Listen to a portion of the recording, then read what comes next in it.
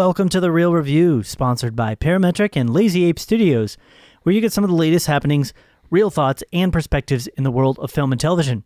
And this is our coming soon and new segment. This is where we cover all of the coming soon films. They're going to be releasing in the next few days or so. And we also talk about some film news, but we are going to actually lay off of the film news today, correct, Matt? Correct. Yeah, because we got a few films to talk about. One in particular, which is a very big release coming out this weekend. We've been both looking forward to pretty expectantly, which is Alien Covenant. Indeed. Indubitably. So, Matt, why don't you give them some different ways that they can go get connected to the show, though, before we get into our different films coming soon? You all can get connected with us. Sounds like a threat. You could go and get connected. Right. Yeah. You can get connected with us on our website, which is realreviewmedia.com. You can find us on all the social media interwebs, connected cinematic universe, whether that be Facebook, Twitter, Instagram, and that's at Real Review Media, real spelled R-E-E-L. And you can also send us an email. Let us know what's up. Let us know if there's something specific you want us to talk about or not talk about. Yeah. realreviewmedia@gmail.com. Right. Yeah. Just go get connected. What do we care? Whatever. Right, whatever. I don't care. Just go get connected. Whatever. Mr. Joel, passive-aggressive, Cunningham. Hey, you started. I'm just kidding. I didn't. Yeah, but no worries. Definitely check those things out. It would be great to get connected. We're always posting lots of fun stuff up there, and we love to hear from our audience about the things we're doing right, things we're doing right. Yeah, exactly. Everybody's expecting to say something different, but no, we just want to hear what we're doing right on the show. So I'm kidding. We'd love to hear it all. So we are going to get into now then talking about our upcoming films. So why don't we go ahead then and start with the big one? Let's start with the big one, man. We'll get that big one out of the way, which is Alien Covenant. Matt. I think I'd rather just stay on this one the whole time and not talk about the other ones. Hey, there's at least one that I might watch. Other than this film. Other than Alien Covenant? Okay. Because we have to talk about it. Not because I want to, right. You need to pick the bad one this time. Okay, so I'll see Alien Covenant. No, we're both going to see that one. We'll both see that. No, I got you. I'm talking about the one with the two words that for some reason have a conjunction between them. Right. Yeah. So this first movie is Alien Covenant. The crew of the colony ship, bound for a remote planet, discover an uncharted paradise with a threat beyond their imagination and must attempt a harrowing escape. And this is directed by Ridley Scott, stars Michael Fassbender, Catherine Watterson, Billy Crudup, Danny McBride, Carmen Ejogo, and how did that go? And even Noomi Rapace is in like the prologue that was released a couple weeks ago. Yeah, which we're still waiting to find out if she's going to play a bigger role. I don't think she will play a pretty significant role. I don't think so. I think there's a big time gap between those two. But if you don't know what we're talking about, so this movie is a prequel to the original Alien film. Mm-hmm. But it's a sequel to the Prometheus film that came out in 2012, I think. Yes. And Prometheus was what I found to be a very divisive movie among people. Yeah. I actually liked it. I found it to be pretty suspenseful, and I don't know. I enjoyed it. I think I saw what Ridley Scott was trying to do, but I think the biggest mistake is that they didn't know how to market it, and so a lot of people were like hearing, "Oh, wait, this is an Alien prequel? We're going to see Alien." You don't really even see the classic xenomorph alien at all. There was a lot of plot issues to me. Yeah. But that was one of my major disappointments, was that we were expecting a prequel to Alien. Right. And what you got was a sidequel kind of thing that was like, it was a prequel, but it didn't really necessarily tie into any aspects of the Alien film. Right. In specifics, like you just kind of had general to-dos about it. So that was a general frustration. Right. I had plot issues that I also felt like were there. It was a gorgeous visual film, as in all Ridley Scott films. Right. He does an amazing job with the visual style. It was also some of the characterization. Right. It didn't make sense why certain people would making certain decisions. It just felt like people are dying because of stupid things. Right. Which is never a good reason. Like, I mean, I'm not going to go into all that. No, we're talking about a different thing. But so I'm excited for this film. Mm-hmm. I'm really excited to get back into the Alien franchise. The original Alien and Aliens, the sequel, were, some of my favorite films of all time. Right. And I've been wanting to get like a real solid prequel from this. I'm hearing kind of mixed things still a bit about it. I'm hearing some people say they really liked it. Some people saying like, it's all right. Sure. I'm hearing a lot of people, because this is part of what I believe is a trilogy that he's going to be doing of the other. Well, initially prequels. he said it's going to be like 4 movies. Right. Yeah. I don't know if that's. Yeah. Well, I've heard. I don't know if they've updated this, but you've got 2 more movies that are going to come out after this that are directly tied into this storyline before it does eventually meet up with the actual Alien franchise and the original Alien type film. So I'm interested in that. Some of the feedback that I'm hearing about it is that it's not an important film in the series. That although cool things happen and it's good visually and there's good acting and really good action and special effects, there's just no real reason to put all of this alone in like one film. That nothing really of significant major things happen, but there's no reason to like divide it into the 3 films like they're doing. You're talking in the grand scheme of things. Yeah, in the grand scheme of things, like scream of things. Yeah. There you go. That's what I'm hearing. Again, neither of us have seen it. So I don't know if that's the case or not. No, I don't actually mind that if that's the case. I just want this to be a movie. I want to enjoy myself. I want to be scared. Yeah. And that's one thing I am hearing, that there are some pretty intense moments. Yeah. And so maybe you should go see this. I'm pumped I'll about stick with that. the other ones. Yeah. Yeah. But I think it's going to be it. I think they worked out some of their flaws. This was originally going to be titled like Prometheus 2 Paradise Lost or something like that. Right. And so they're like, all right, let's get away from that. Let's just call it Alien and be really upfront about what this is going to be about, and that it's going to have alien in it, the alien in it that we know. Yeah. And I think they did a brilliant job on the marketing right off the bat when they released that first poster with the face and it just said run. I was like, yes, this is such a great poster. Marketing has been pretty awesome. I know. I was surprised they actually showed you. I think that is the xenomorph at the end of the trailer. So it might be like a early stage xenomorph or something like that. I was pretty shocked that they actually showed you as much as they did. Right, the xenomorph. I know. I was like, wow, you're actually, because that's kind of one of the things you've known from the trailers is that they never really, until the later films where it was kind of like everybody knew what the xenomorphs were. Right. They always kind of hid that. Even in Prometheus, you never got a sense of what the monster was going to be. Yeah. So and I don't know. Yeah, I'm really excited about it. This is definitely on. I think it was something we talked about as being on our most anticipated. Yep. For the year. Yep. And Sorry, go ahead. No, I was saying I'm really excited. I think it's going to be something worth checking out. If you're into that sort of thing, it's definitely going to be intense. I'd probably say close to some of those intense moments that you saw in Prometheus, more specifically the cesarean. Yeah. But man, that was a really hard scene to get through. I was like, oh my gosh. That was a tough one. There were some iconic scenes from that film visually. Yeah. I mean, that was very visually iconic. I mean, with the cutting and that was crazy. Yeah. Yeah. Super crazy. Yeah. So I think for me, I'm excited about it still. I think my excitement has gone down a little bit just on the basis of what people are saying of it, because although I love the Alien franchise, we talked about that. That in a sense that means it needs to be important to me. Yeah. It needs to have a reason for being its own standalone film. And if those reasons aren't strong enough, then I'm gonna feel like it's a bit cheap for the series. It's kind of like they're just trying to cash in on it a little bit, which is going to taint it for me a little bit. Okay. So I'm hoping that's not the case. I'm still trusting I'm going to enjoy it. It's still getting really good Rotten Review scores and everything like that for the most part. Yeah, it's at 75 right now. 75 right now, which is still really good. Fresh. Yep, certified fresh. So I do think I'm still really going to enjoy it overall. Yeah. So. I actually think I'm going to make a prediction that I'm going to like this thing a little bit more. Than Prometheus. No. I think I'm going to like it a lot more than Prometheus, but I think I'm going to like it a little bit more than the 75. I think I'll probably get in the 80s somewhere. Okay. Remember that, because I'm going to come back to this and double check. Yeah, hold you to it, Matt. So my excitement level, I'd say right now, is probably like a 9 out of 10. All right. Yeah, I'd say more like an 8 out of 10. 8.5 out of 10. Kind of into it. Yeah. Very cool. Awesome. So then we are going to move on to our next film. This is a film that's also coming out this weekend. It's a Diary of a Wimpy Kid, The Long Haul. Which this is what number is this in the series? 4? Yep. Okay. And so the funny thing about this one, well, let me give you the synopsis first, and then we'll talk about it a bit. A Heffley family road trip to attend Mima's 90th birthday party, who I'm guessing is their grandma, goes hilariously off course. Hilarious should be, I think, quoted in that, but it's okay. Quotation marks there. But off course, thanks to Greg's newest scheme to get to a video game convention. It's directed by David Bowers.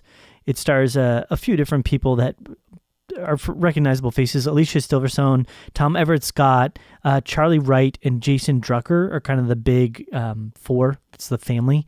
Susan, Frank, Roderick, and Greg. And the interesting thing that I was mentioning when I was introducing this is that this is actually a recasting of pretty much, all the roles. Right. So all these people, this is the fourth film in the franchise. They all got recasted as entirely different actors. I'm not sure why they recast some of them. I guess they needed to probably recast Greg's character, which is the Wimpy Kid, because he's probably getting too old at this point to continue playing that character. Or maybe they were doing it for financial reasons. Like maybe they couldn't afford to get this same group of people together for the rate. Steve Zahn. Yeah, Steve Zahn, yeah. So we were joking about that too. So the original 3 films had Steve Zahn in them, and now he's playing the father roles, Frank. Now Frank has been replaced by Tom Everett Scott, who did a film with Steve Zahn called That Thing You Do. And they're both in the Oneaters. Right, they're both in the Oneaters, the Wonders. And it also has Alicia Silverstone, which I mentioned that I haven't seen her in anything in a really, really long time. No. So this is kind of like, wow, she's in this. I thought she was a decent actress. I didn't think she was like amazing, but she was good in the roles. Right. She had a really bad, I think, series of films that kind of came out around the same time because she had Batman and Robin, which is just awful. Yeah. And then she did Blast from the Past, which I like that film, but it's a really silly kind of you got to be into cheese factor type film. So I don't know. I watched the trailer for this, talk about the actual film. I did not enjoy the trailer at all for it. I actually watched part of the first one and I think most of like the second one of the Wimpy Kid series. Okay. Yeah, because they were on HBO and I just checked them out because they were making so many of them. I'm like, well, they got to be good at least. Okay. And they're definitely kids films. They're very silly humor, but based off a book, right? Yeah, based off a book series, but they were good in their own merit. They kind of had a weird edge to them. Gotcha. Because it's about a kid who's a really dorky kind of nerdy kid, and it's kind of a comedy of errors type things, and he's having a lot of bad things happen to him, but then everything works out in the end and there's happy family and stuff like that. And he's not the only one that bad things happen to. Like bad things happen to a lot of the other characters in the story. This one, it really just felt like stupid is the best way to put it. I don't know what other thing to say, but like it just, all of the humor feels very stupid. Like, they get a pig and the pig, defecates all over the car. Yeah.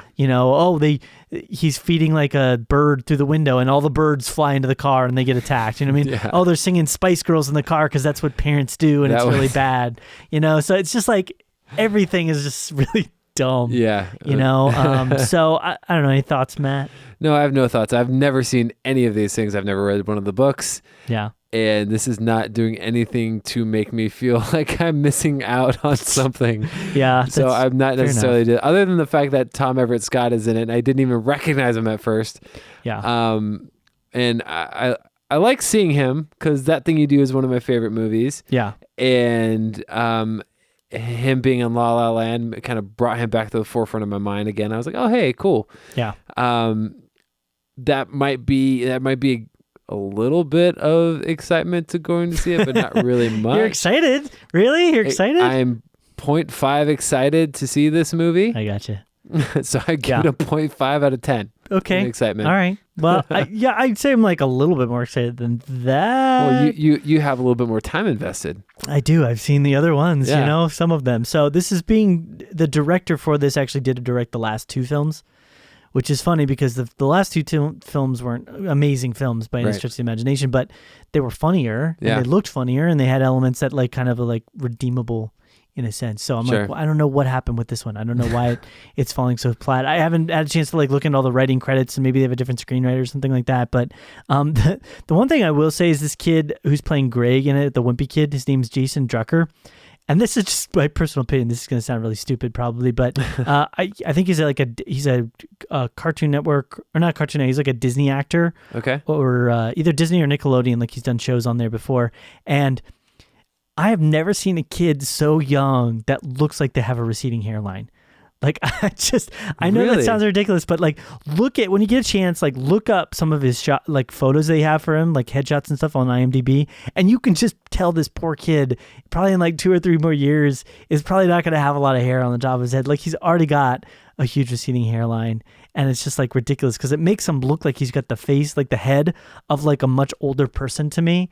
I don't know why. This is a completely side point. I'm not seeing it. Maybe I'm not looking at the right I'll have to show you some photos when we get there. Like the curly haired photos, and I'm almost like thinking he does this on purpose. He keeps his front of his hair really long, so it kind of goes over the receding hairline. But in the movie, he's got his hair kind of like in a bowl cut, like back, and it's shorter, and you can really see where the two sides of his hair like really receding. Right. Outside, it's totally outside. Interesting. Outside of the point. It has nothing to do with his acting ability or anything like that. I'm just like, man, poor kid. I feel really bad for this guy. Luckily, he's getting a lot of good acting roles at a young age. So, yeah. So I'd say on a scale of excitement, I mean, maybe like a 1.5 out of 10 or something like that, just because I've invested in the series a little bit. Yeah, you are invested, sir. Yeah. So, all right. So then, any no further thoughts there, I'm guessing, right? No, we're good. Okay. So then let's move on to the one I was making the joke about earlier with the conjunction happening in the middle of. It's not really conjunction. I'm not sure what you'd call it, but it's everything, comma, everything. Right. Yes. Everything.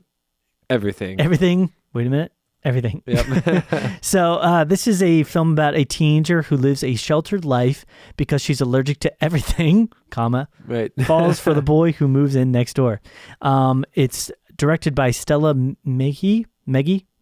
Okay. I don't know how to pronounce that exactly. It stars Mandla Stenberg, Nick Robinson, and Aniki Nani Rose. It's the primary people that are in it. Yeah, there you go. So, Matt, why don't you talk about this one a little bit? Yeah, so, and I thought it was Amanda, but it says Amandla. Interesting. So she played Rue in The Hunger Games. Yes. And which I'm a huge fan of. But I thought of 3 different movies when I saw this. I thought of The Fault in Our Stars, The Space Between Us more recently, and A Walk to Remember.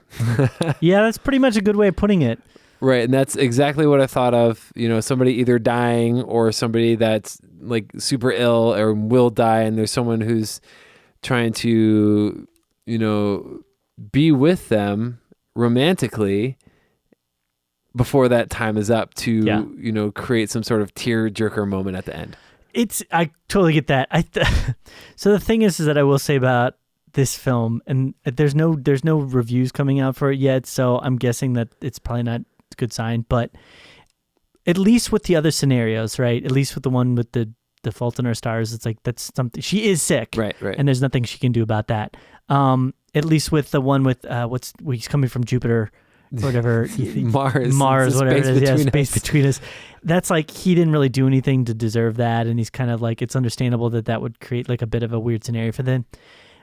I feel like this is such a manipulative type thing. Yeah. If you're literally a kid that's like living in your house your entire life and you've never had a chance to step outside, like that's at some point you kind of have to go like, what kind of person is she going to be? If her mom has put in her head this idea, like you'd be probably a pretty messed up in the head person to the point where you wouldn't be able to have, I feel like, a normal romantic relationship with somebody. Right. Because I don't think you would necessarily even know, you know, like think back with me, everybody, like think back to like your first romantic relationship that you had with somebody, right? You know, and how awkward that probably was and how bad that probably was. Like your first dating, and it was probably like you made mistakes and you said stupid things and you did things.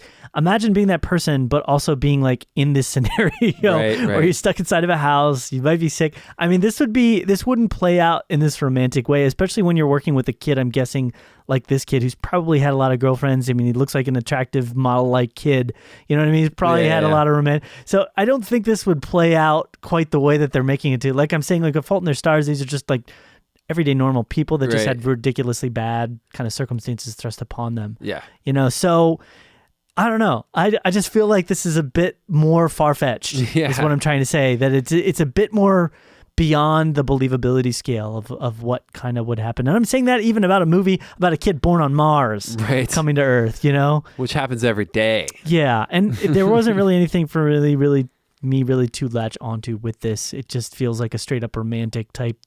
The trailer like had me rolling my eyes. Tween drama. Yeah. Like multiple times. Yeah, like the whole thing with him like putting like the photos of the beaches on the glass, like you deserve to see the beaches. Yeah, it's like, come on. A beach picture. Yeah, here's a beach photo. I'm sure she has a computer with internet access. Yeah, it like that whole thing doesn't make sense to me. Does like her mom go through like a detox station before she comes into the house?